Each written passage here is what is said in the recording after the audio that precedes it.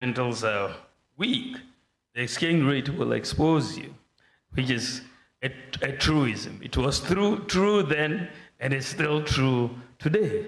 It's an economic truism that once the fundamentals weaken, you will see the impact on the exchange rate fundamentally. And when we talk about many of these fundamentals, you're talking about the GDP growth rate, you're talking about the fiscal balance, you're talking about the exchange, the reserves, level of the reserves that you have, inflation, and so on. When we came into office, during the first term before we hit COVID, between 2017 and 2019, you saw the fundamentals pretty much strengthening by all accounts. And the exchange rate depreciated in those 3 years by less than 5%. That was the lowest depreciation in the currency for 28 years. 28 years. That was the lowest depreciation of the currency. I think we went up, even after COVID, we didn't get that high a depreciation. But the biggest shock for the economy came in 2022. All hell was breaking loose in 2022. Inflation, 54% as at November 2022. Exchange rate had depreciated 54%. And of course, you could look at the fundamentals were in trouble at that time. You saw the fiscal deficit going up, you saw inflation going up, growth declining. And so for me, it wasn't surprising, even though it was shocking, the extent to which the exchange rate went. So the point that we are making is that once the fundamentals weaken, you will get it shown in the exchange rate. And this is why we have seen that recently, even though we're depreciating in November at 54%, this year the depreciation has been 18.6% so far, right? We're looking at about 18.6%. So you're looking at a situation this year. Why is the depreciation lower? Because the fundamentals have strengthened. The fiscal deficit is under 5%. We are running a primary surplus. Growth has gone up first quarter to 4.7%, higher than projected. The reserves are increasing, and the gold for oil program is helping. So as the fundamentals and inflation today is around 20%, so there's been a strengthening of the fundamentals, and you've also seen more relative exchange rate stability, lack of timelines for the manifesto in terms of promises and so on. I think that when you are going for an election, you are going for an election for a 4-year term initially, isn't it? Yeah, so your promises have to be in line with that term of office, right? That this is what I want you to elect me to do these things, right?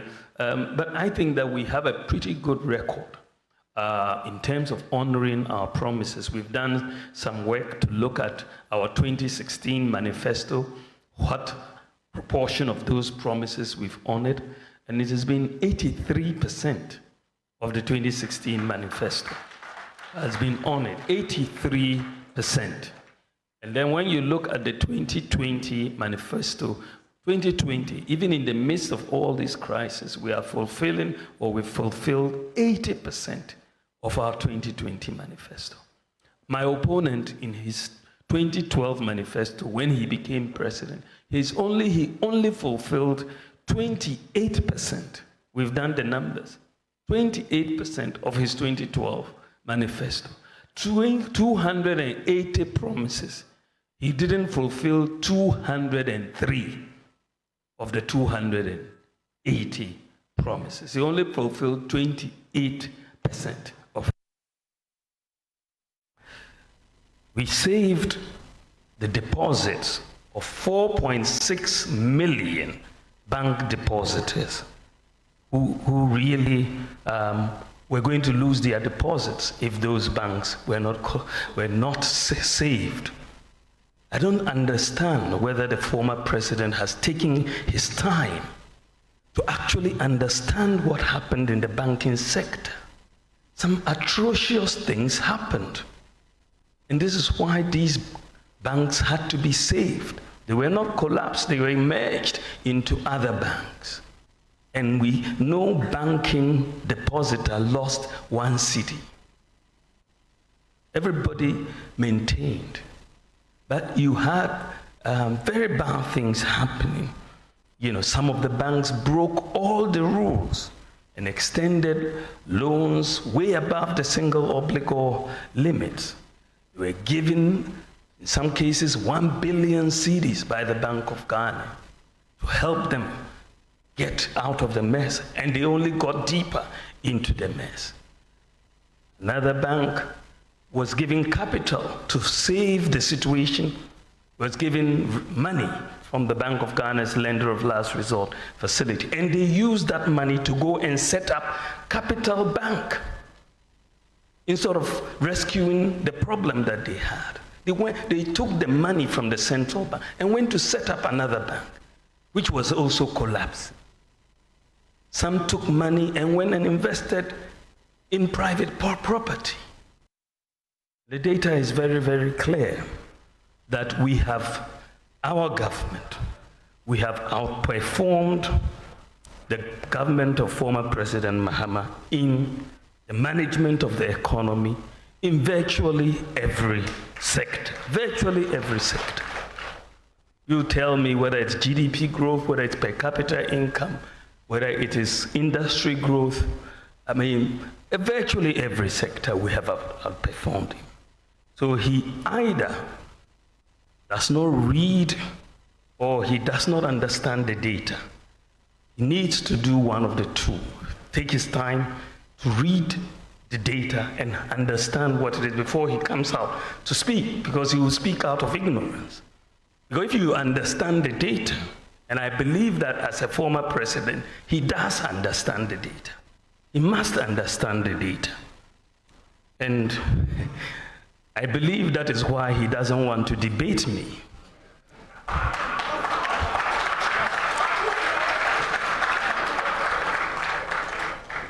I believe so. That is why he doesn't want to debate me. He's running away from that. When you do something with devious intention, it backfires on you. You know how to tell when somebody is lying. If there are people who are smooth talkers, who can speak rat-ta-ta-ta-ta-ta like machine gun, the time when they become stammerers and they start stammering, you know they are lying. Somebody who can speak ta-ta-ta-ta-ta-ta like AK-47, suddenly media encounter, I think,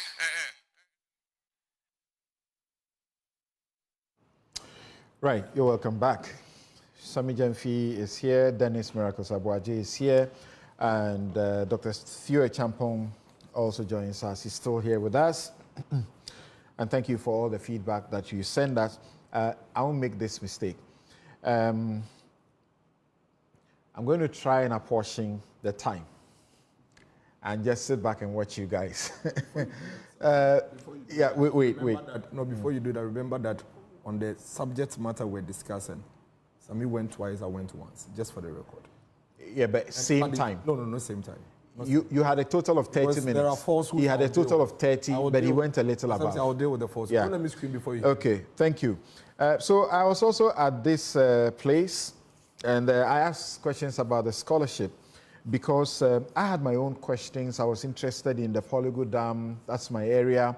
I thought that was a great idea. The dam should not be spilled at Bagri Dam, should not be spilled and people would die.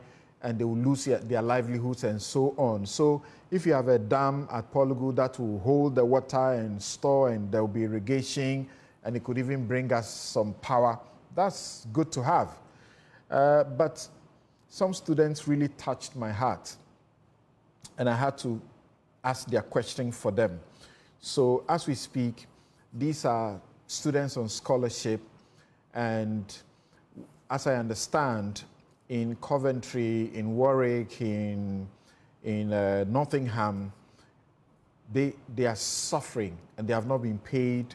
Some of them have not been paid their stipends for 20 months. Tuition fees have not been paid.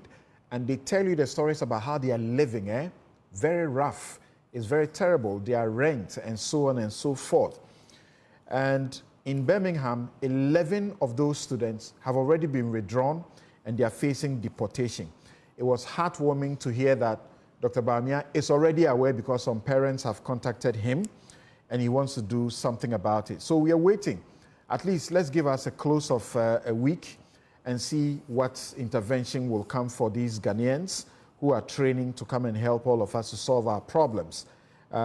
Except he didn't answer the other part of my question. Of course, Dennis also cut me. And I had to stop. You've been cutting me this one. And I had to stop about prohibiting, politically exposed persons, people who are wealthy, from accessing these scholarship. If you remember, in 2014, subsequently, the Auditor General's report came out, and we saw MPs who can afford these things, benefiting from it for just 1-2 weeks training in Harvard. Matthew Puku Prempeh got about $14,000. Adjoa Safo got about $30,000 plus to go and do. They can afford it, but they went to do this.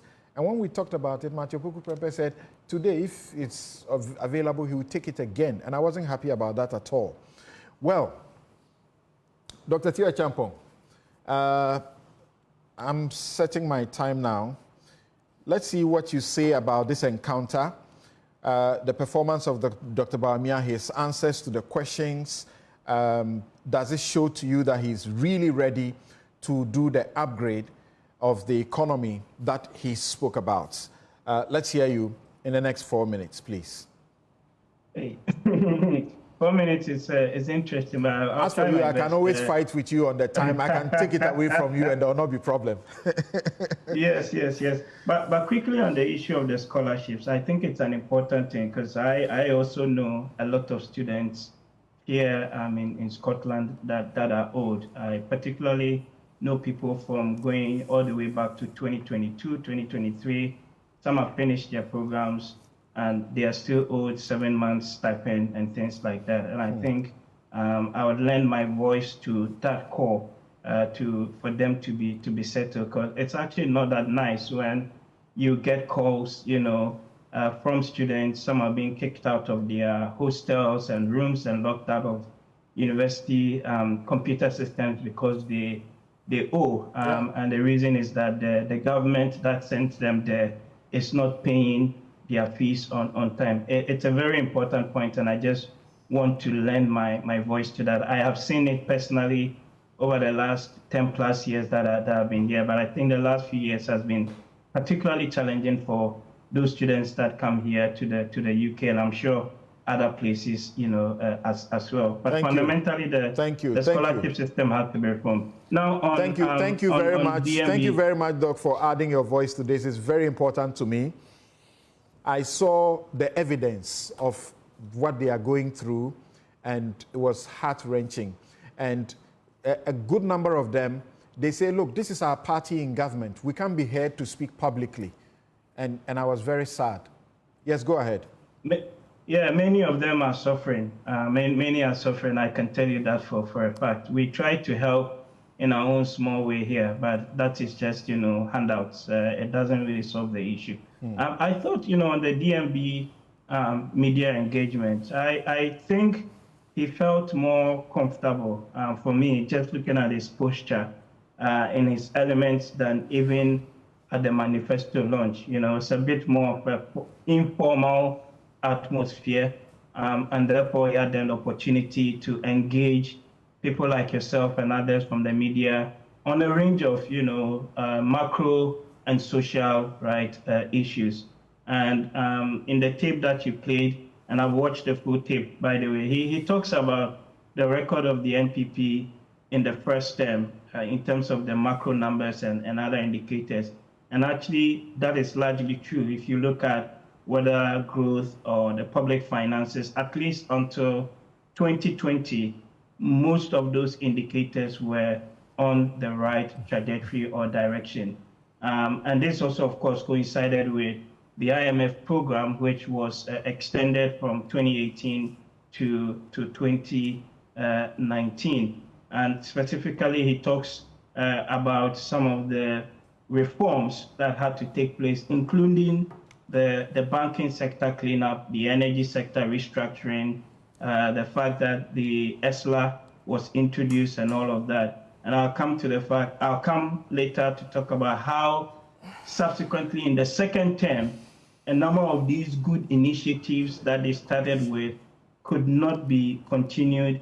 And even things like ESLA and those reforms in the energy sector are coming back to the table again. Sometimes it's even hard to take the IMF again or the World Bank to force them to do the very things that they had wanted to do right in 2018. So there is an attempt then to acknowledge some of the challenges with the economy from 2020 onwards. So 2017 to 20, you get a consistent narrative about the performance of the economy. However, after COVID and then with Russia, Ukraine, that is where you get a bit of the interesting attempt to sort of blame, most of the issues that the economy has gone through on Russia, Ukraine, and COVID. And we've been on several platforms to actually say that that is not fully the case. And right. he says, to quote, that once the fundamentals are weak, we know, right,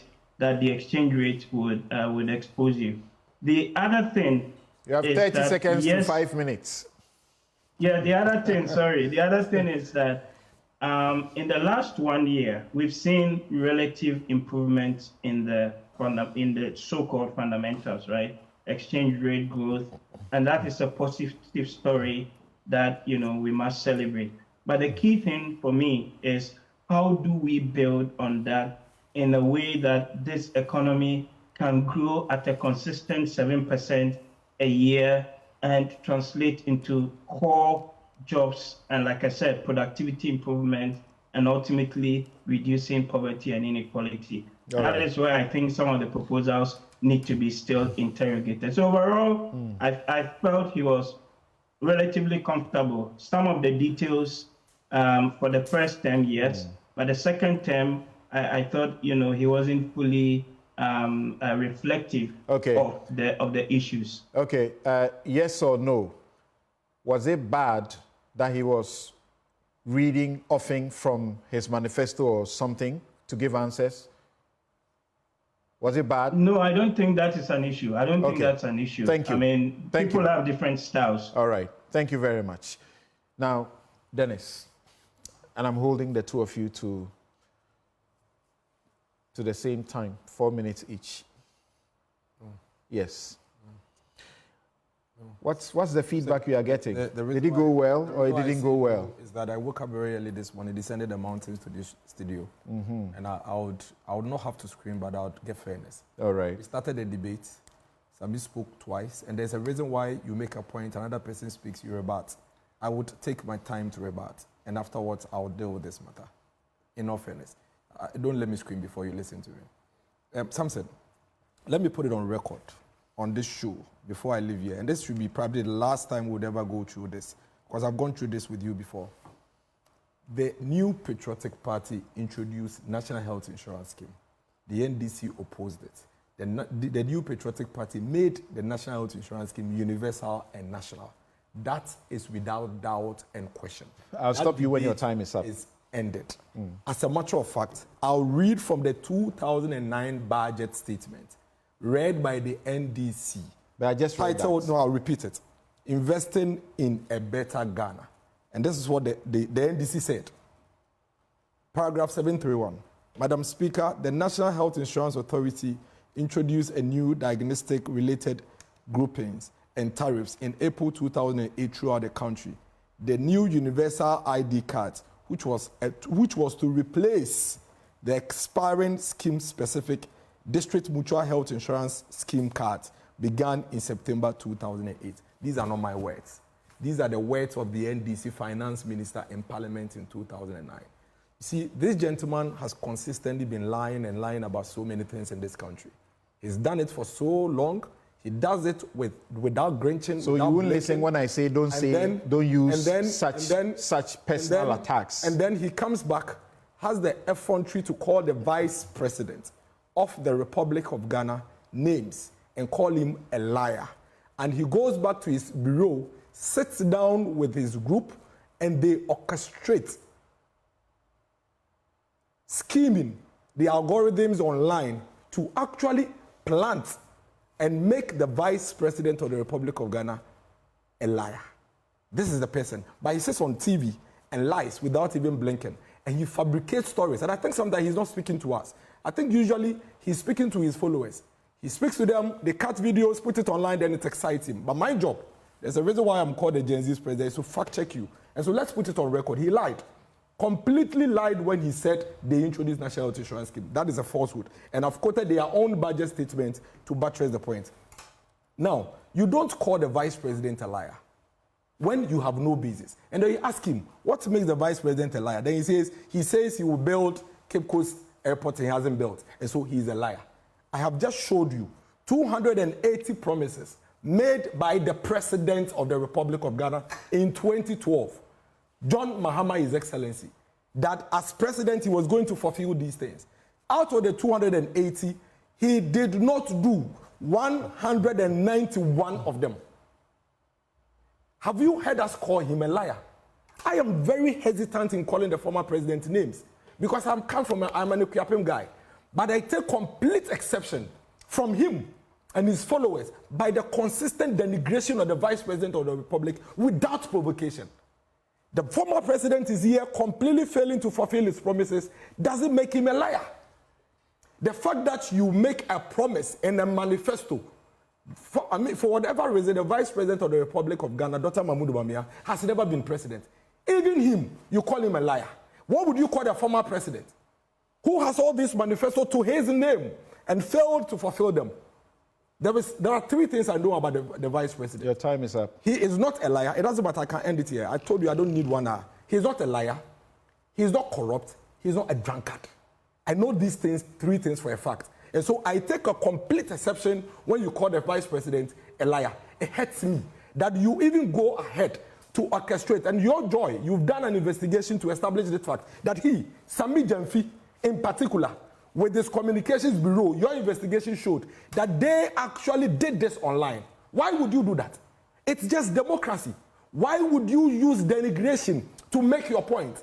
And then in the midst of this, you are even the chief liar because you are here lying about NHIA, you are here lying about Dumso. You quote the Vice President by saying that on February 7th, he said he was going to train 1 million coders. Okay. When you know for a fact, it doesn't matter, you can cut me. When you know for a fact that it is a lie, right. What the Vice President said is this: we will train at least 1 million youth in IT skills. Right. Some said, this gentleman lies, and then after he finishes lying, he has the infantry, the guts, to call the Vice President you have done 5 minutes. liar. Thank you. Please, remember, we are on the next subject. Sure.